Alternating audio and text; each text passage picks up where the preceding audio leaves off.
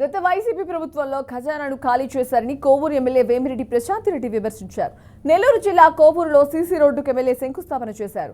ఎస్ఆర్జీఎస్ నిధులతో 9 లక్షల నిధులతో గుంతలేని రోడ్లు నిర్మించాలన్నారు. సీఎం చంద్రబాబు ఆదేశాలతో రోడ్ల నిర్మాణానికి శ్రీకారం చుట్టామని ఎమ్మెల్యే అన్నారు. సూపర్ 6 పథకాల అమలుకు CM Chandrababu, deputy CM Pawan Kalyan బాటలు వస్తున్నాయని కొనియాడారు.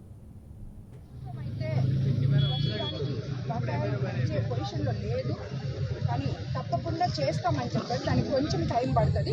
అదేవిధంగా ఎవరైతే మనము ఇప్పుడు రైతులతో కూడా అందరితో మాట్లాడి ఎందుకంటే ప్రభుత్వం అధికారంలోకి రాకముందు ఏదైతే చెప్పుకున్నామో ఒక్క ముఖ్యమంత్రి చంద్రబాబు నాయుడు గారు వస్తేనే సంక్షేమము అభివృద్ధి సమపాళల్లో చేయగలిగిన సమర్థవంతమైన నాయకుడు ఆయన అని చెప్పి మనం ఎలాగ చెప్పుకొని మనము ప్రచారం చేసి తెలుగుదేశం ప్రభుత్వాన్ని అధికారంలోకి తీసుకొచ్చామో దానికి ధీటుగా ఈరోజు మన ముఖ్యమంత్రి చంద్రబాబు నాయుడు గారు, అదేవిధంగా మన ఉప ముఖ్యమంత్రి పవన్ కళ్యాణ్ గారు, విద్యాశాఖ మంత్రి లోకేష్ గారు అందరూ కూడా వాళ్ళు ఇచ్చిన మాటలతో మనల్ని కనీసం నాయకులము తలెత్తుకొని ఊర్లలో తిరగలుగుతున్నాం. ఈరోజు ఈ రోడ్లేసి గత ప్రభుత్వంలో అధ్వాన్నమైన పరిస్థితి నుంచి కొంచెం బయటకు వస్తున్నాం. ఎందుకంటే